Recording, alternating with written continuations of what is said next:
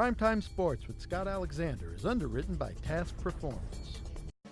Crescent City Steakhouse, a true neighborhood restaurant operated by the Vojkovich family since 1934, is the oldest steakhouse in the city of New Orleans. Serving only hand-cut, prime-aged, corn-fed beef for over 80 years, Crescent City Steakhouse has become a dining destination for both die-hard locals and adventurous travelers who seek traditional, timeless New Orleans cuisine. Crescent City Steakhouse, 1001 North Broad, on the corner of St. Philip, in the heart of New Orleans. Fall in love with autumn with PJ's new seasonal lattes. Our pumpkin latte brings you all the flavors of a pumpkin pie, with hints of cinnamon and nutmeg, like your favorite holiday dessert in a cup. And our s'mores latte, with flavors of toasted marshmallows, warm milk chocolate, and graham cracker cinnamon, is sure to bring back campfire memories.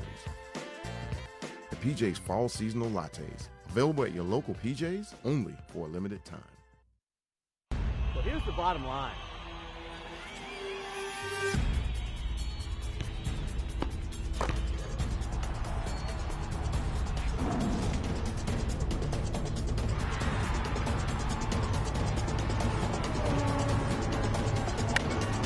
Well, it's funny that you say that.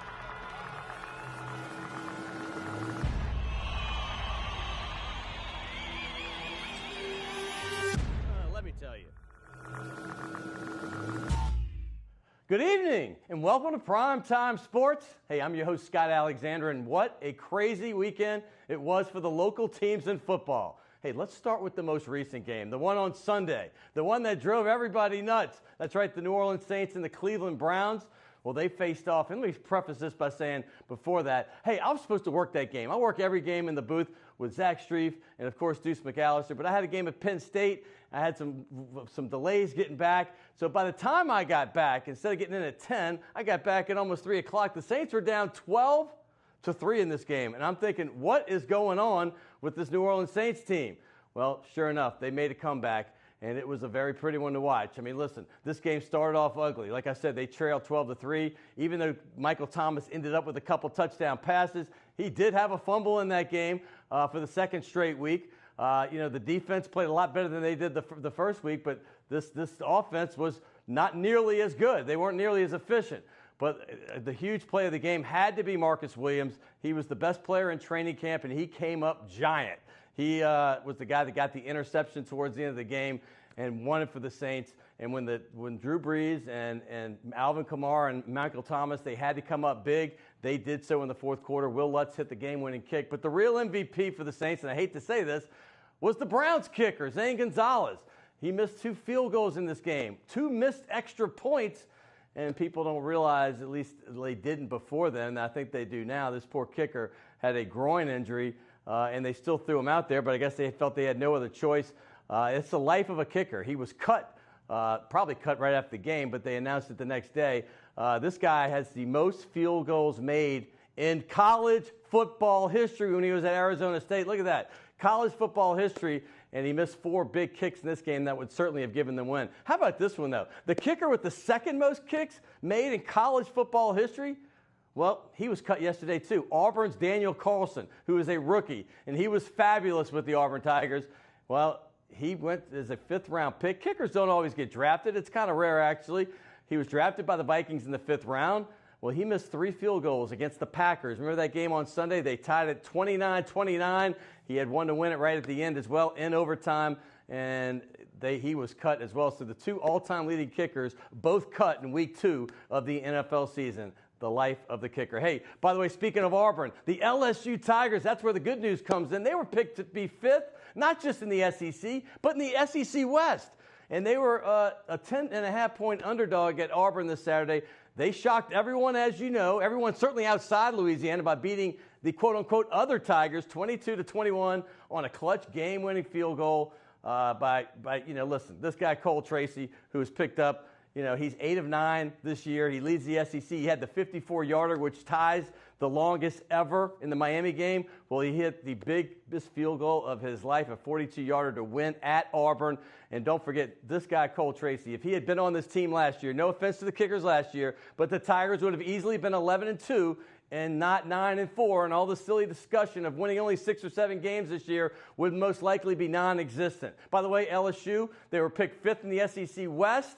Well, they're 6th in the entire country right now after just 3 weeks of football. And by the way, they're the first team in over 40 years to beat 2 top 10 teams in the first 3 weeks of the season. Congrats to Coach O. You deserve it, my man. As for the other local teams, you know we love them all here. The Tulane Green Wave. Well, they had high hopes for this season. They wanted to get to that bowl that they just missed last year.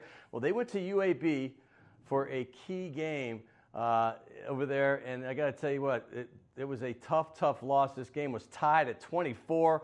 The Blazers ended up winning the game 31-24. It is a tough loss for Tulane's chances. Hopefully, they will be able to rebound. Speaking of local teams, down I-10 over there in Lafayette, the UL Raging Cajuns, they went to Mississippi State, and they got thumped 56-10.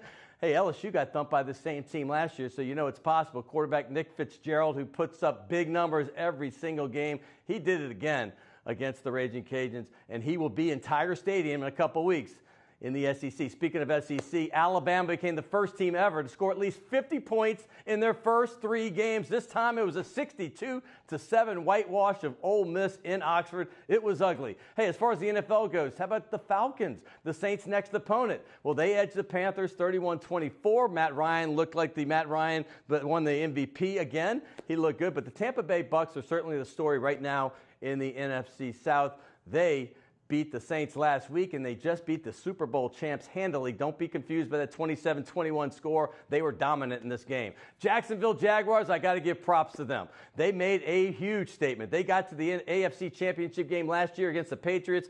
They got beat on a big comeback by Tom Brady. We've heard that before, right? Well, this time, this score, 31-20, it was probably even worse because the Pats had to do a lot of comeback just to do it. And speaking of the Pats, they did make news yesterday. They traded for Browns wide receiver Josh Gordon. He is the most athletic player that the Pats have had since Randy Moss in that magical 2007 season. And he also played the following year as well. And here's one from our producer, Will Hill. His Cowboys beat one of their biggest rivals, the New York Football Giants. On Sunday night, they won 20-13, and the Cowboys are hoping to repeat what they did back in 2016 when they went 13-3. And y'all know how much I love boxing. I truly do. The last time, middleweight champions Canelo Alvarez and Gennady Golovkin, Triple G is what everybody calls him. Hey, it was a draw the last time, but this Saturday night, Golovkin was a pretty decent favorite in this game, and it was a close fight. But Canelo won in a tough decision. It went the distance. I guarantee you there'll be a rematch. But for this show, you might not know this, Pelicans training camp starts in just 1 week. That's right, next Tuesday, the 25th. And I have one of their players. We have Alvin Gentry on here a lot. We also have Dell Demps on a lot. This time we have a player, and one of my favorites, Cheick Diallo. He played at Kansas. He's been with the Pelicans 3 years now, and I cannot wait to talk to him today. Also, former LSU national champion, Saints Super Bowl champion Marlon Favorite will be here as well to talk about the Tigers, and we have Saints talk as well. It's going to be a great show. Stay tuned. It's Primetime Sports.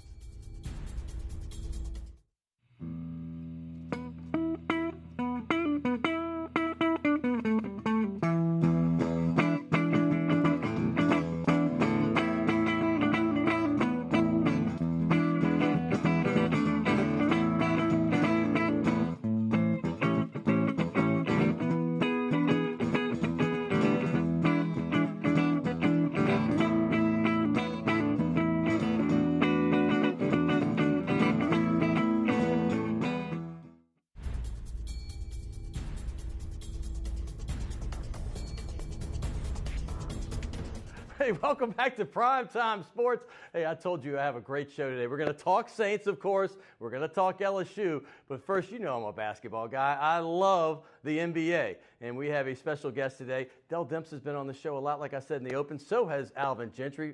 Always love having them on, but always like to have players as well. And we have a special one today. Third-year forward. And plays some center, too. For the New Orleans Pelicans, his name is Cheick. Don't call him Cheick Diallo. How you doing, friend? How you been, man?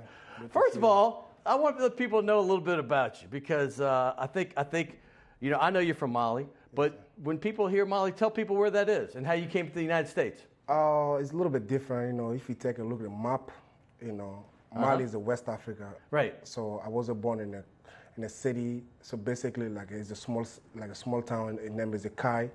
So that's how I was born there. I grew up there, and I come to the United States back in 2012.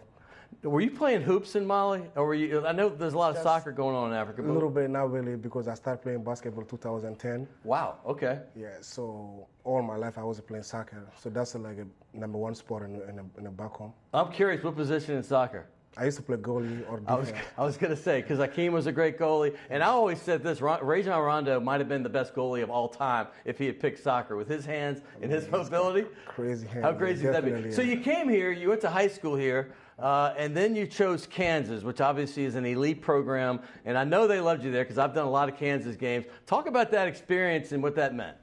I mean, KU was a lot to me, I'm not going to lie, Things didn't go the plan I wanted, I was there, I was suspended by NCAA. A lot of people didn't know that, but it was my high school. Right. So it was a little bit messed up, but I can say thank you, God, today because I'm so happy to be like where I am right now. I don't want to look back like whatever happened in Kansas. So I feel like I'm on a great spot now. Thank you, God, for that. I saw the shot just now, and there's a Louisiana player who happens to be the second leading scorer in NBA history, who's been a guest here on Primetime Sports. His name is Karl Malone, and you're doing his signature. There's Karl himself. Yeah. Karl's got some guns. But when did you learn to do the signature Karl Malone? Because I got a few pictures of you doing. There's one. Back in high school, I used to do that, but a lot of people recognize it. People be like, oh, yeah, that's a Karl Malone. But I never think about it, that well. But when I go to college in Kansas, so my first, I scored it. But in the fast break, I just take off, so I just do Karl Malone. So people was going crazy. And after the game, the coach was like, oh, Cheick, we don't do that here. I was like, Bill Self was the same. Was this Bill Self? Yeah, he said that we don't do that here. I was like, because that was my first game, I never played college basketball. That was my first game. Yeah. So I was so excited. That's why. So you did that in your first game? My first game, yeah. That's awesome. So are we going to see that here in New Orleans? Even I do last year, too. Oh, you did last year? I think it was against Dallas. I did it. Well, I don't have that video. Yeah. All right. But, hey, by the way, people might not realize this. The Pelicans have 2 back-to-back McDonald's All-Americans. Frank Jackson, who obviously went to Duke for a year. He was a McDonald's All-American. But the year before that, it was you. And talk about what that meant, because that puts you on a big map. I mean, with the Michael Jordans and the other greats. It was a great experience, play McDonald's All-American, like you say. Right. It was like a top player, like a 20, 25 top player in the country. Sure. So I was one of those players, I was there, and I became MVP. That was the thing, no African, I can say no African ever become an MVP that type of game. So I was so grateful to be there and represent my country, Mali. I was on the committee for 15 years on the people that picked that McDonald's All-American team. It's been a while since I've done it, but it had to be just a thrill to hear your name as one of those, because these are the very elite, and most of these guys, some make it to the NBA. Not all of them, but most of them do. What was your first thought when you got picked on that team? I mean, I already knew I'm going to be there, you know what I mean? Right, so it was not anything surprise to me. Right. So when we started a game, I didn't start a game. I come to the bench. So when I started, everything felt a little bit different. Sure. Because everybody trying to show up. So I was like, I'm not here because it's an all-star game. I'm trying to make my name go up too. So I just was playing hard. That's why I became MVP. We know Kansas wasn't the experience that you wanted because you weren't there very long, and you put your name in the NBA draft. I mean, listen, people know if you had played a couple of years in college and you had a fair shake and you could have played, you would have been an easy first-round pick. No doubt you went early second-round pick, maybe the first or second pick of the second round if I remember. But the long story short is you got drafted by the Pelicans. You became an NBA player. There's a shot of you and Buddy Hield. I'm not sure many people thought you would outlast Buddy Hield here in New Orleans, but you were officially an NBA player when you had that jersey in your hand. What were your thoughts at that point? I can't believe it, man. I was like, wow, I really made it. And in my first game, 2 years ago, I can't even believe it, because it's totally different. Different than college, different than high school. So I was so excited to play my first game. And I was just messing everything up because I was so excited trying to play. Yeah. And it make me like a dream come true. Draft night and holding my jersey like that, like you just saw the picture now. I can't even believe it. I was like, whoa. Wow. It's fun to see reactions like this because sometimes people are too cool to say that, but you're like, wow, this is a great moment. But hey, listen, you also, when you heard Pelicans, you think Anthony Davis. So obviously he wasn't as advanced in his career as but he was already an all-star, great player. What were your thoughts when you're like, man, I get the team with AD, and what's your relationship with I'm Anthony? not going to lie to you, Draft night when they were say I was drafted by Clippers, I got traded to go to New Orleans. I was like, I don't even know anything about New Orleans. I was like, okay, Pelican. Just Google quick, trying to see. I know only So AD. you Googled it at the draft? Yeah, because I know AD, everybody know Anthony Davis, so I know him and only one player on the team. I know Drew Holiday a little bit, but I just know AD. So I was like, okay, let me Google and see something quick because after the draft you do media. So I just see some stuff. I'm like, okay, I got you now. So I didn't know anything about the Pelican. I'm not gonna lie, I didn't know anything. Nothing.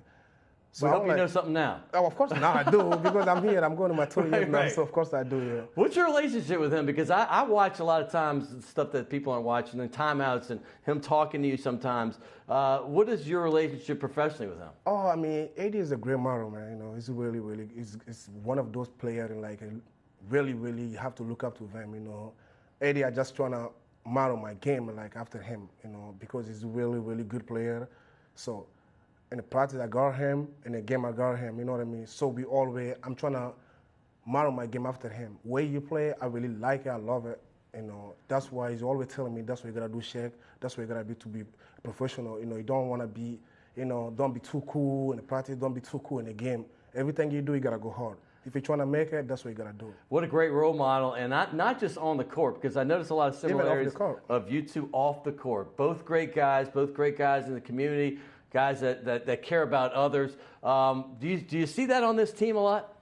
Oh, you mean our team? The Pelicans, yeah. Yes, I do. Yeah. It's not only AD, Drew Holiday, for example. Solomon Hill, for example. Phenomenal guy, right. Ian, DeMille. So everybody is different, you know what I mean? But I'm really close to AD. Sure. You know what I mean? Even Drew, I'm close to Drew too. So that's the thing, they all look up to the young player like me, myself, like a Frank. You know what I mean? So it's not only me. So that's the thing I'm looking for, like team. AD is a really good player. Everybody knows it. So it's not only like a thing I'm trying to give him credit. Right. True is a true. AD is a super nice. So your thought, okay, people. I'm gonna remind people because I'm pro Pelicans, and when they were 20-20, a lot of people don't realize that they went 32-14. Your team did to the end of the Blazers series before Golden State won 4 out of 5. 32-14, and Boogie was playing great before he got hurt, and they were starting to get on a roll, and then obviously the big streak with Nico Mirotic. Talk about when you saw this team developing and starting to win, not just hoping to win some big games, but expecting them, and then the run all the way through the Portland series. I mean, I feel like there was no excuse, like he just said, because we're down, so we don't have too much time trying to figure it out, so we just signed Nico. Nico is a great shooter, and he can play defense too. So I feel like, and I was there, so I was the first big coming from bench. So there was no time trying to figure out what are we gonna do. So we just keep playing hard. Keep playing harder. So there was no time, and so just gotta keep winning a game. That's only one thing we can be safe and make a playoff. Just keep winning game. What's the locker room like though? I mean, when you're on these kind of streaks, I mean, you had you had the longest streak in Pelicans history, and you tied the previous long streak as well. When you're going on these streaks, does it kind of feel like you're all invincible? You're tough. You won't be beat. I mean, like Rondo always say, there's only one thing: we just gotta keep winning. Just keep winning. You don't want to lose a game, so we just gotta keep making this story every time. So locker room is so fun, everybody cool. As long as we're winning, everything is great. But if we start losing the game, everybody be like, oh no, we can't make it. But to me, I believe my team. Right. So I'd be like, okay, we can't make it. We just got to keep playing harder every single day. Okay, I actually made 26 straight games. I used to go to every game, and then I had some health issues. I can go. But I went to the last 26, and I watched the fever grow in this town, and it got to a big fever pitch during the playoffs. And I want your opinion as a guy that's on the floor when it's just so loud in the Portland games and that Golden State game that they won that weekend game, or the Thursday night, whatever it was. But the point being is, what's it like as a player when the crowd's just going nuts and you're seeing some stuff you haven't seen since you've been in New Orleans? I mean, it's a thing, in a game like you say now, crowd going crazy. It's the only thing you got to do. You just need to focus. You don't want to lose the focus, Sometimes the crowd will scream your name left, right. You don't want to mess up a game plan, you just need to stay locking and focus, Because in my rookie years, I remember I used to focus a lot because the crowd keep calling my name. I just looking left and right because I didn't used to. So now I used to now. So I just focus on what I'm supposed to do and what I need to get done. Cheick, you're growing up before our eyes because I'm watching you. I watch closely. I watch every Summer League game, and you're at the point you're taking over Summer League games. I mean, you're saying, hey, give me the ball. I'm going to score. Your role this year, you're coming into your third year. You're still a young guy. I mean, you only went to college 1 year. So you have Julius Randle coming in. No more Boogie. You got Anthony Davis, Nico Mirotic. All y'all kind of rotating position. What do you feel your role is this season? I just want to do whatever coach want me to do. So basically just rebound, block shot, play defense, and I'm just expanding my game a little bit now. I shoot corner three. So that's the thing a lot of people didn't know about me. So that's what I'm going to do this year, I still want to do what I do, but I still want to extend my game a little bit and shoot a corner three. What are the expectations for the team now that, I mean, just in the locker room? I'm not saying just you. What does the team expect of themselves this season? I mean, we just get away after training camp and we do meeting, like a player meeting, stuff like that. So we can talk, what do we really need this year, because now it's a little bit crazy now because it's almost training camp next week, next Tuesday. So we got a little bit of time trying to figure out what are we going to do and what are we going to become. Well, it's been a pleasure. By the way, people don't know this. I mean, I guess some people, if the casual fan that doesn't see the Pelicans, you're one of the most fun-loving guys. You have fun in interviews. I have a shot with you with one of your Kansas teammates holding up some deodorant and interviewing him. So you're a fun guy in the locker room, too. I do. All right, here's the shirt. By the way, this is Task Performance, and this is, I don't need to tell you, because Drew Brees and your neighbors over there on Airline, he wears it all the time. Sean Payton, every press conference he has it. But since you're part of the same community, I appreciate it, man. I'm gonna have you sign the NBA ball with Karl Malone and all those guys, but also this one. This has got Archie Manning, some of the very great Karl Malone's on that one too. Alvin Gentry, Dell Demps.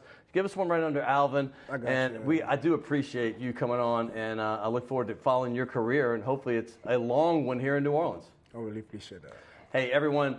Pelicans are the real deal. This year is going to be so much fun. I'm telling you, if you went to every game towards the end of last season, not just the playoffs, it was so much fun to be a Pelicans fan. So get out there this season, and we're going to have Dell Demps coming up on this show very soon. That's Cheick Diallo. Coming up, we're going to talk Saints football and also former national champion Marlon Favorite. He played on the 2007 Tigers National Championship, 2009 Saints. He's going to come on and talk the Tigers, their big win against Auburn. Coming up next on Primetime Sports.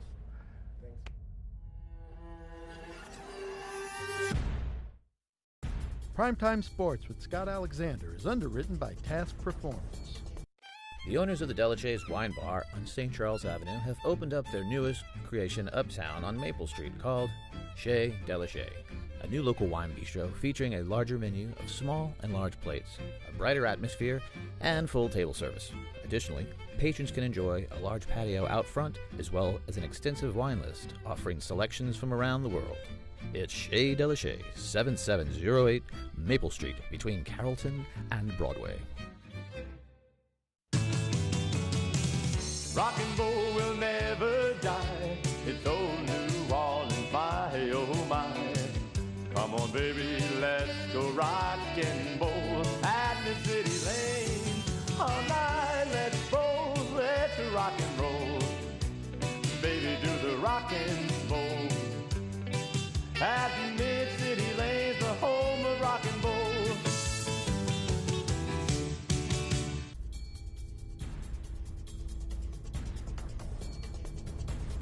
Hey, welcome back to Primetime Sports. Hey, it was great having Cheick Diallo with the Pelicans here, but this is football season. Basketball's coming up, but football's right here, and what a crazy weekend here in New Orleans and Louisiana in general. We already talked about LSU in the Open. We're going to talk more about that with Marlon Favorite. They had a game they were unexpected to win, and they pulled it out in a tight game, won by a field goal. Well, the Saints, they were expected for the second straight weekend to win big and probably by double digits. Well, it didn't happen the first weekend. You saw that in the second one. Wow, I landed. It was 12-3 Browns and from the airport. And then all of a sudden the Saints made their comeback, and they did win it on a field goal, but they almost lost it. Thank goodness for the other kicker who was cut, Zane Gonzalez, because he had a very bad day. But here, the guy that's going to talk about this right now, his name is Gus Kattengell. You know him well. He's on the Sports Hangover right there. He's been doing it for 9 years now. He's in his 9th season doing that. He was Saints preseason, former sideline reporter before that, but he's got so many things on his plate. I thought I was busy. This guy is extremely busy during this time of year especially. How are you, my friend? Doing fine. I'm surprised you had me on here because Todd Graffanini, someone we know very well, voice of the Tulane Green Wave, He's taken to calling me Bubbles, the chimpanzee. Bubbles. I heard that the other day. Yes, I wasn't sure what it meant. Well, he basically means that a chimpanzee could do my job, because during training camp I swore this was Dome Patrol 2.0. Right. Oh, yeah. Strength of the Saints was the secondary. Watch out for the pass rush. Too deep defensive line. I mean, this is going to be a 4-1 team. So now, basically, I'm Bubbles, because I've started. Okay, now I understand what he was talking about. Yeah. I listened to him on my way to the airport on Friday. Maybe it was the airport. Maybe it was Thursday. But whatever it was, Right. I was like, "What's he talking about?" Yeah. And he obviously was worried about this particular game against the Browns, and I just dread what his basement might have looked like while he was watching this particular game, or if he was at the game. I'm not sure, because it might have been crazy. Let's get to Todd and the Saints in a second. But I want to tell people how busy you are, because this show here is on WLAE and CST, and I'm gone every weekend, so I had no idea until recently that you also do LSU? Everybody here knows LSU's got that big pregame thing all day long. And CST has a big pregame, but Arkansas has one too, and you're the host. Yeah, Arkansas Game Day. It's been a lot of fun. It's my second season doing it. Ken Hamlin and Clint Sterner, former quarterback and safety, and they make it real easy. It's one of those things where we just kind of talk about it. It's fun because, obviously, with what we do, Scott, we have an idea what's going on with the SEC and teams in there. So, and it's kind of unique to sort of get a perspective from another team and what it's like, and especially when they play LSU, because we go right after LSU Game Day, which is Gordy Ross, Eric Alexander, Jacob Hester. So it is interesting to look at it from that perspective, and they're going through a coaching change, and just to sort of see like that. So it's fun. It's a ton of fun to kind of look at it from that way. They haven't made me do the pig suey just yet. I don't know the word. So. Well, you got two studs. Ken Hamlin was a great pro. I remember the Seahawks years, but he was great at Arkansas. Clint Sterner there. I remember his famous play against the Tennessee Vols, and he had some great times in his career. By the way, you do so many other things. But first of all, by the way, 44-17, this might be a tough week to do it because they just got thumped by North Texas, who, by the way, is a very good team. We know North Texas already beat SMU pretty badly, but that's going to be a tough one. It's what you're going to talk to Marlon about, though. You have to have a quarterback. Yeah. It's what's kept LSU from really being national title contenders for a while, right? I mean, we see every year. What was the graphic at the end of last year, at the beginning of the NFL season? The school that has the most NFL players is LSU, but they haven't been contending with Alabama, have they? There's no quarterback. And I think when you look at Arkansas, that's the issue right now. They just don't have one. They threw in Jerry Jones's grandson to try to get some in there. Right? So got to find a QB. Yeah, I know LSU. They were 9-4 last year. They were, with the kicker. If they had Cole Tracy last year, they're 11-2. We're not even having these silly discussions. But moving forward, you also do Tulane Greenway basketball, women's. You're involved obviously with ESPN Radio. You have the Sports Hangover. That's been going on for 9 years. And you're doing other stuff. Hey, I got a great picture, though. There you go. How about that one? Yes. That's for the wife. Yes. It's one of those things that when it's all said and done. You got perks. Yeah, well, yeah. Perks could be perks. That was definitely a perk. Well, you're busy, though, and you have beautiful son, Carver. Yeah. No, he keeps me busy. I've learned. I've had such an appreciation. You have a handful, right? Half a basketball team or something. It's nuts when you think of how you handle it. I've learned to edit with him on my lap. Yeah. He loves YouTube. Oh, yeah. Baby Shark. So we'll do Baby Shark while I'm doing rundowns and editing. So I'll have my headsets in, kind of listening to what's going on. But it is fun. And I think I would say, as you know, it's been probably the most rewarding thing. Not probably. It is the most rewarding thing that's ever happened to me. And you need it. It's that nice calm after. Saints are Saints, LSU, Tulane, whatever. At the end of the day, it's games. It's our job. I love coming home and being a dad full time. It's the best job ever. It is. It's fun. It's the best job. By the way, the side hustle also continues. We both are survivor hustlers. Yeah. And you even do a baseball game. You fill in for Tim Grubbs, and sometimes you fill in for Ty Graffinini on the baseball. So you are well-rounded. Congratulations, sir. Thank you, man. That's fun. It's just kind of one of those things where I'm always being told to shut up from my wife. Let other people talk and do it. So it's fine. It's kind of what we can do. Let's move forward because this is Saints time. Sure. And there's your boy Jordan. I wanted to get him in there because he's become a little bit of a fixture. So, Jordan, this one's for you. Yes. All right, moving forward, the Saints, they're 1-1, and everybody. But the good news is they've been 0-2 for the last 4 years, correct? So at least they're 1-1. But you had 2 games at home. Once the schedule makers finally gave you a break. And you thought maybe they'd be 2-0, but now they're pretty much lucky not to be 0-2. They are. And I think the attitude in the locker room on Sunday, and especially on Monday Night Open Locker Room, you felt the team that was absolutely not They were happy they took the win, but they know there's a lot of corrections in which they had to do. Yeah. And I get that, Yeah. totally. Look, let's be honest. He missed 2 field goals, Zane Gonzalez, and 2 extra points. Yeah. And on the touchdown that they gave up under 2 minutes, he's kicking the extra point to make it 19-18 Yes. Browns. Yeah. And that's completely different, right? Rather than you're kind of relaxed, Yeah. don't commit a turnover, let's Right. see if we can win the game or go into overtime. That's a big difference. You're trying to win the game. If not, you're 0-2 and you're Right. staring at it. Marcus Williams doesn't get that interception, Scott.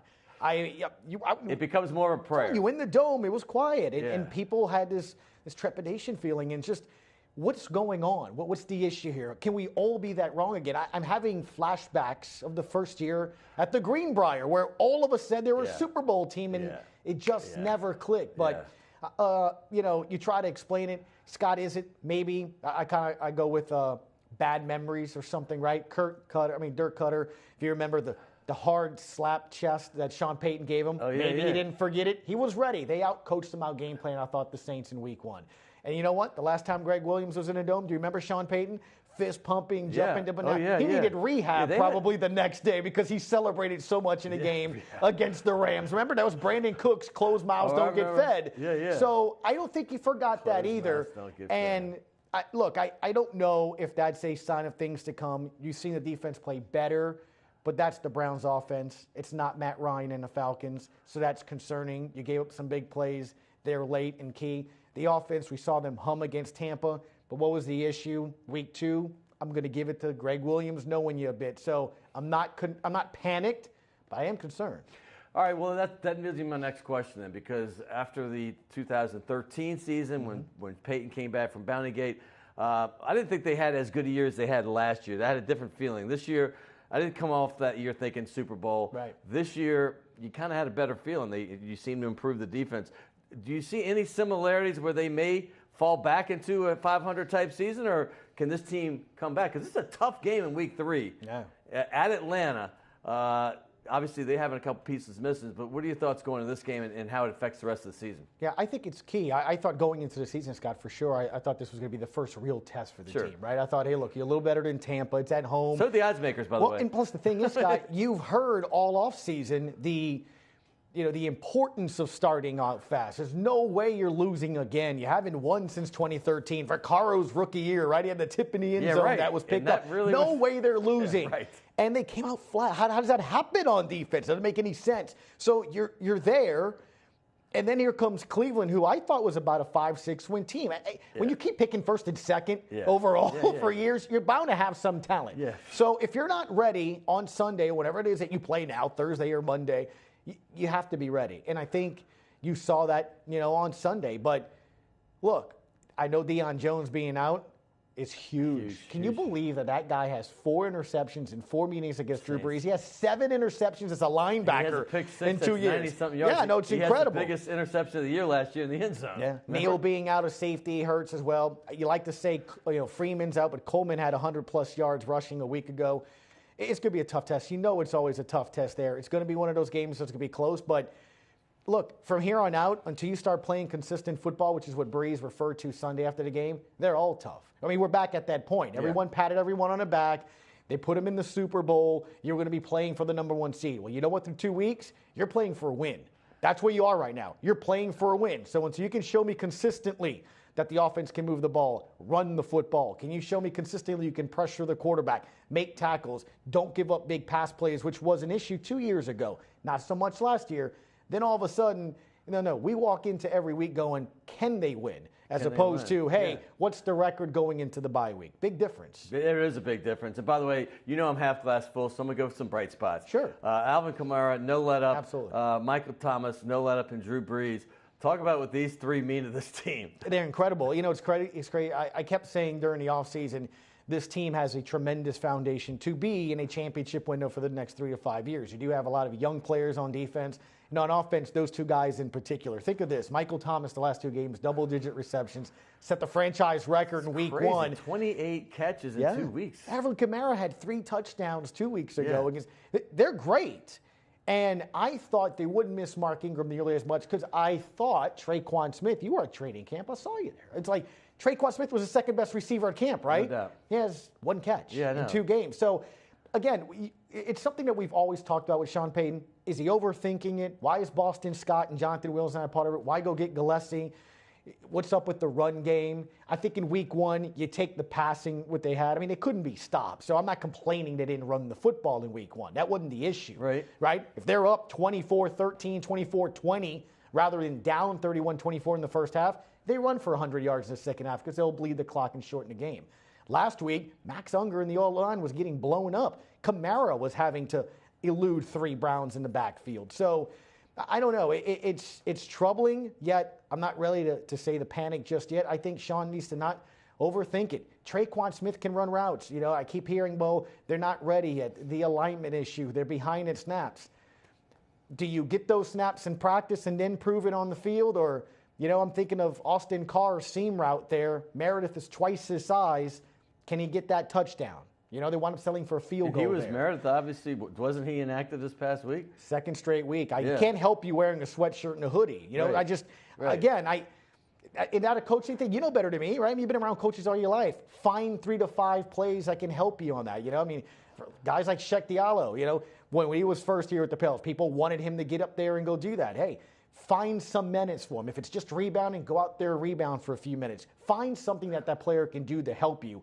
Being on the bench isn't helping. The new additions last year, at this point, Alvin Kamara really hadn't contributed. He came on strong right after this, but when they were 0-2, you really didn't see a lot of the new contribution from the new guys yet. But these guys so far, it's not a whole lot yet. Kirk Coleman, Demario Davis, I feel is playing out of position. They know a lot more than me, and Marcus Davenport obviously is a work in progress. Ben Watson may be the guy that's producing the most out of all of them, but what should we expect from them? Yeah, would you have thought about that? You're absolutely right. That's a tremendous point. You look at the draft class, some of them didn't even make the squad, right? They're gone. And as I mentioned, Traquan Smith has 1 catch. Cameron Meredith hasn't suited up on a game day yet. And Marcus Davenport, look, I warned folks, and it is what it is. It comes with it when somebody gets a high contract. Remember Jarvis Barrett? I mean, when you're paid a certain way or a team moves up the way they do to go get you, there's expectation levels. And look, I said sacks are hard to come by. You got to do something. Tackle in the backfield, provide some penetration on the run. We saw some of that in preseason, but look, at the end of the day, man, and I think it's why Sean Payton's gone to Carr, why he's gone to Gillespie. I think he realizes on game day in the NFL, it's a little different than practice, and I think he would rather experience. My point, though, is you trusted youth and athleticism the last 2 years.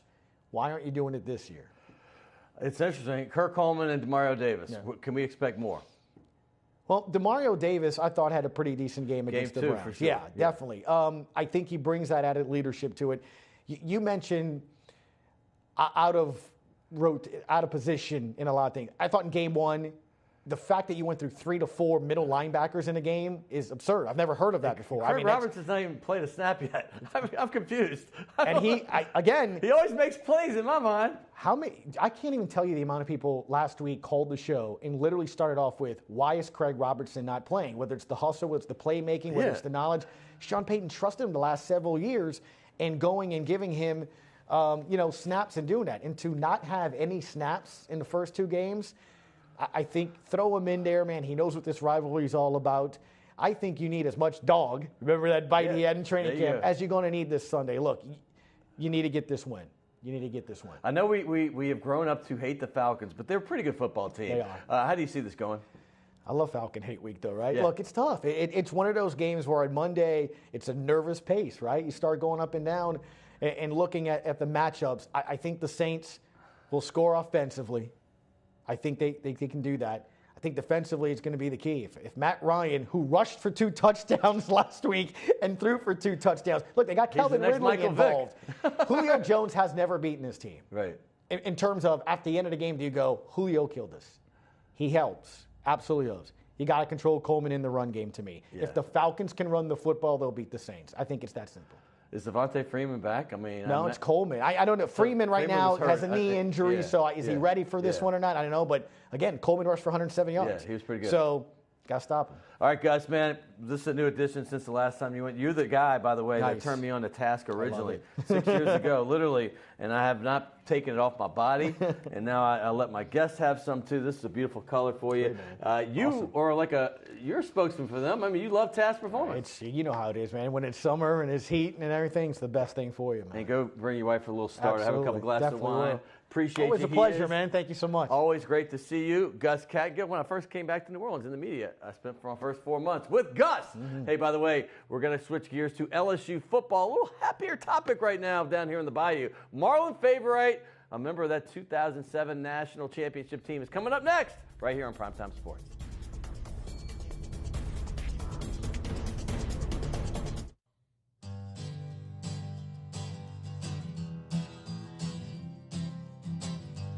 On the highway in a ghost of glass and steel, I shiver like a banshee at the wheel. Miles to go yet, touch of regret, trouble in my mind. Chase the sunset down behind the Georgia line. I could swing a hammer.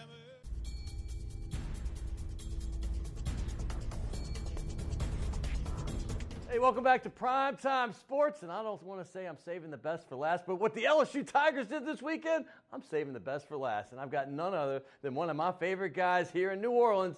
His name is Marlon Favorite. He was a member of the 2007 National Championship team with LSU, also the 2009 Super Bowl team with the New Orleans Saints, and he's been doing a lot of that ever since then, but we'll get in that in a second. Marlon, welcome.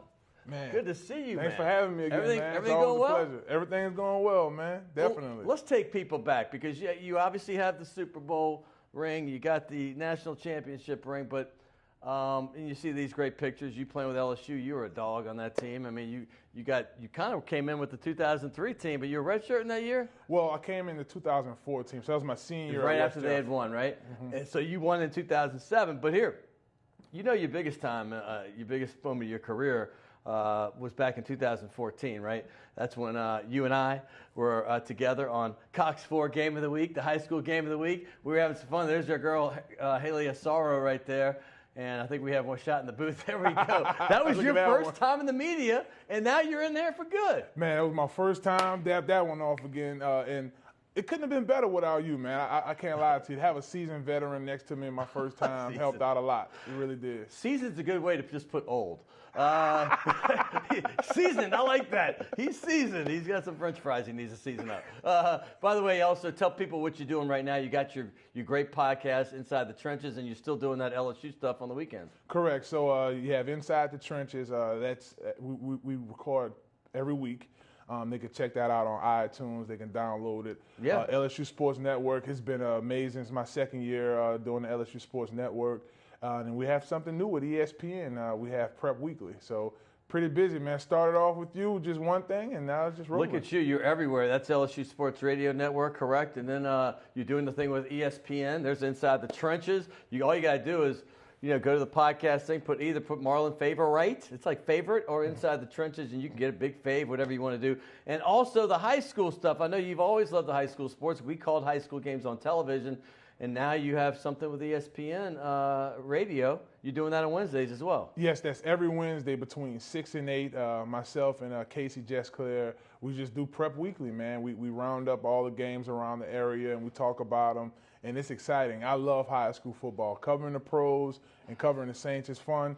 But Louisiana high school football, I'm glad you're still doing stuff with them because 4 years ago, I remember bringing you on when I had an ESPN radio show. You've been a big fixture on Gus's show. We just had Gus on a little while ago, and now you got your own thing with Casey. Congratulations on that, and congratulations on your career. Thank you very much, man. Look, like I said, starting it off with you, going on the North Shore, South Shore. It was 2 years in a row, man. It was fun. I tell you, we had fun doing those games. There's no doubt about it. We might not have been the most technically sound, but there's zero doubt that any other crew is having more fun on the air, and we got so many calls about that. But let's talk about this LSU Tiger team and this big Tiger win, 3-0. And there were some naysayers out there that were guaranteeing a 1-2 start, and Coach Ogeron, Coach O, has proved them all wrong. Talk about this team and what they've done so far. Well, defensively, man, and I mentioned this before the season got started. I said LSU has a top 3 defense. Yeah, in the country. In the country, period, excluding nobody. And that young man, we were able to get back Christian Fulton right here from the New Orleans area. Right. Rummel High. And I think it's just a combination of just good energy on defense. So the only question marks folks had was, do we have a quarterback that can get the job done? And where's the running game? LSU's known for running backs. Leonard Fournette, Darius Geis in recent years, and that saga continued. And those guys stepped up to the plate. Nick Brissett and then Joe Burrow and a host of other guys, man, that surprised a lot of fans. And here we are, 3-0. Well, here's the thing. I think sometimes people look into the fact that you don't have the remaining starters, but forget the fact that you recruited so well over the years. It's like, okay, LSU was picked to be 5th by the media in the SEC West, not even the SEC, the West, and they're 6th in the country just after 3 weeks of football. That lets you know how tough the SEC West is, the wild, wild West. That's what it is, man. You have Auburn, you have Alabama year in, year out. Back when I was playing, Mississippi State wasn't a big deal. They're a big deal now. Now it is. You have Coach Jimbo over there. At Texas A&M. I mean, So Jimbo freaking Fisher, a national championship coach, is now at A&M, and you could count on that as a win a lot of times. A lot of times, once he gets that team developed, I can compare it to Nick Saban when he first got to Alabama. We beat him, obviously, at Alabama the first year, and then the next year he was able to pick it up some. So I wouldn't be surprised through recruiting and just building that team that Coach Fisher doesn't do the same. Well, let's talk about this team because you're a guy that's in the trenches, I like to say. And the biggest question mark, I think, for a lot of people besides skill position was the offensive line. Tell people what you thought of the progress that this is, because they had obviously Ingram was thrown off the team before the season. You had some defections, guys that went pro a little bit early, including Will Clapp. A lot of people are like, how are you, even if you have a good running back, are there going to be any holes open? And I think they've done a spectacular job. They have. Even the young guys, if you look at the injuries that happened, I want to say Brumfield came out a few plays. Yeah, well, he was hurt a good bit of that game. A good bit. He played hurt, but you were able to put a young freshman in there to play against a top-ranked Auburn defensive line, and I thought that was impressive. But it's just a unit that you could tell that they really work together, they really gel, and they want to get better. And you have some leadership. You have some guys that played in some big SEC games. Deculus had to break his ice last year. We were finally able to get Sadiq Charles back in the lineup. So taking it inside the trenches, I'll take that offensive line against anybody. I'm going to say this. You know, LSU travels so well. The fans go. So a lot of the people watching this show have been on the road in the SEC and seen how rabid it is to go to Auburn, to go to Sanford Stadium in Georgia, go to Alabama, Florida, Tennessee. These places are cathedrals. But you have been a player, and I want you to kind of describe what it's like to be at Auburn, because I've been at Auburn so many times when I was in Atlanta. It's only 2-hour drive. And so I got there, and LSU's impressive, but Auburn, when it gets going, can be just as wild. What's it like being on the field when the fans are just so amped up in the SEC on the road?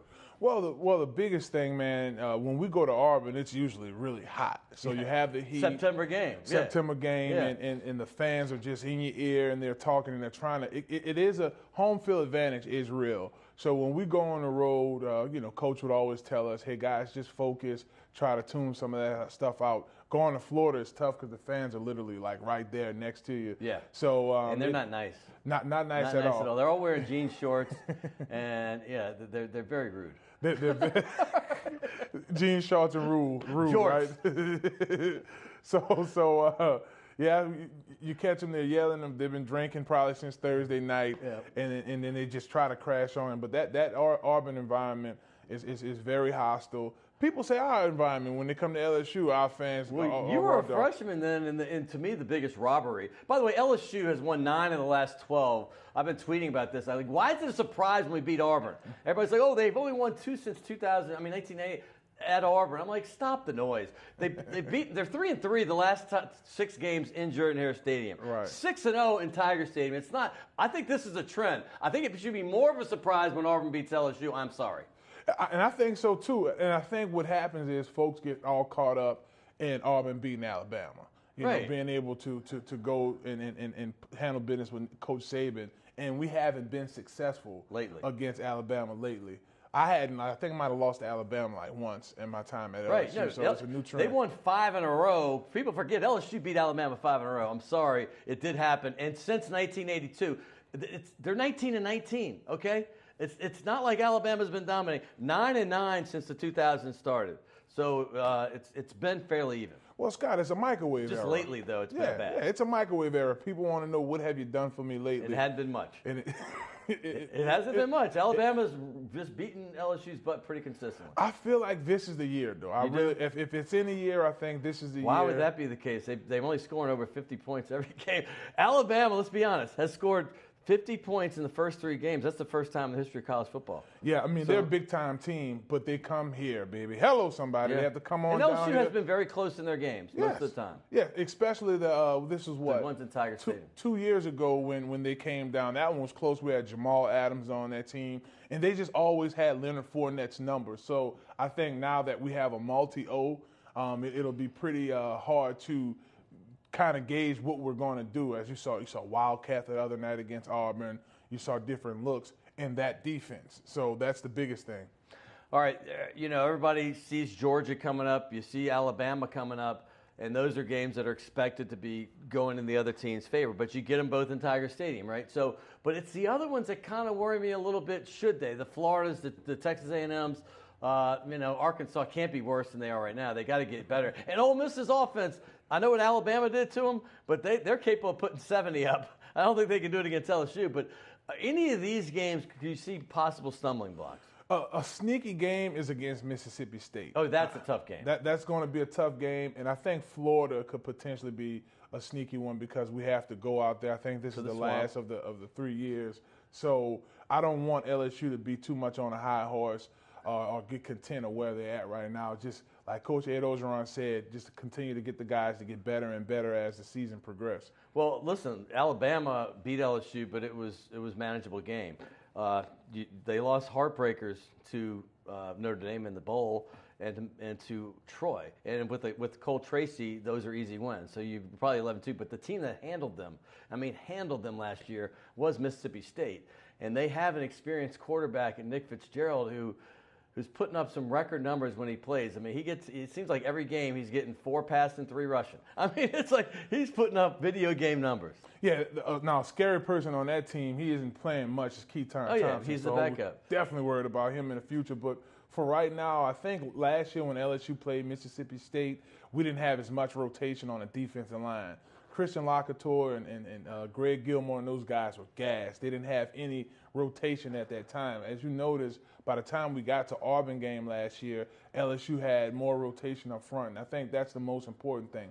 On all those defensive lines that we played on, myself, Glenn Dorsey, and Tyson Jackson, we had rotations. And guys you had household names across the line, too. Correct, and that got rest. So every series we didn't have to play on defense. We will sit out a couple of plays just to get our legs back. So are you saying they have the rotation back? I think they have the rotation back. I was a little nervous for Miami game because we didn't rotate as many guys. I think we only played like 4. But it helps when you have a 33-3 lead, right? I mean, whatever it was, it helps in that situation. But if it's a tight game, here's what I want to bring before we run out of time. Rashard Lawrence. Everybody's talking about first-team All-American Devin White, first-team All-American preseason Greedy Williams. K'Lavon Chaisson before he got hurt was dynamite, maybe the next Arden Key. Right. But Rashard Lawrence is one of the keys, and you're a former in-the-trenches guy playing defensive tackle on the line. What does he mean to this team? He means a lot, man. On that front line, he's a guy that gets immediate penetration. If you saw last week, he was in the backfield all the time. And so he has 2 guys to complement him as well. I think Glenn Logan played solid last week. We called some of his games at Destrehan, remember? Sure did. You remember that, right? That's crazy, man. He was a beast. He was a beast there, and he's developing into a beast here now. And then there's Brendan Fehoko. No one thought that he was going to be the player that he was. I talked to Coach Ed Ogeron probably about 2 or 3 weeks before the season started, and he said he's amazing defensive lineman. So inside the trenches, baby. That's what the game is. Won and lost, baby. Well, speaking of beast, in the best possible way, I got the beauty and the beast right here. He's beauty and beast, one of the best ever. And I don't do this very often. First, I'm going to give you this Task Performance shirt. Have you ever heard of Task Performance? Yes, they're right here in Metairie, correct? They're right over here. Yeah, they're Harahan, Metairie, whatever it is. Feel how soft that is. Oh, man, it's soft. I'm in the sleep I mean, on my new pillow. I mean, it's like a pillow. It is. Oh, hey, that's the next thing. Make pillowcases, Al Andrews. Make some pillowcases, and also here is a little starter. Bring your wife. Get something to eat over there. Oh, you know man, what? I love thank you so much. I might give you another one of those. And by the way, I don't ever have people re-sign balls because you're on one of these other ones, and you know it's kind of a one-time thing here. But man, we go way back. I'm gonna put you on this. This is the special Lyman White, Ruffin Rodriguez. I mean, oh man, with the greats, man. These are some of the very greats. Obviously, Craig Stelz, first-team All-American. Okay, Will Wade, 04 out Martin, the door, baby. Les Miles. Give me a Marlon favorite and make it neat so I can read it tomorrow. All right, that is my man, Marlon favorite. I got to thank him. What a great show. Cheick Diallo with the New Orleans Pelicans is expecting big things. Gus G-Cat gave us all we need to know about the Saints. And, of course, Marlon. Hey, everybody at CST and WLAE, thank you so much. Will Hill, my producer. Naila Jones, the jack of all trades. She does everything here. And, of course, the Redhead Tsunami. I want to thank everybody. Yo, we'll see you next week right here on Primetime Sports.